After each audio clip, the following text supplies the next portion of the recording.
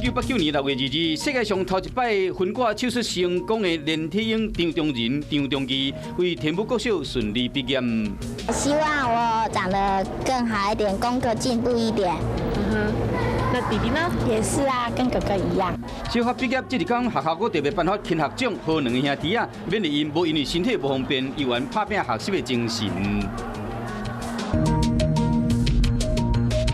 1995年6月2日，咱国成立手汗症研究中心，记录过来成功研究出来来是件高感神经手术。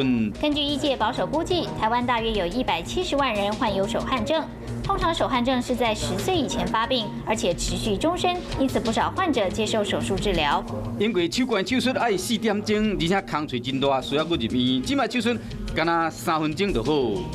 病人礼拜6下午下课下班来开完，休息1个小时就回去了。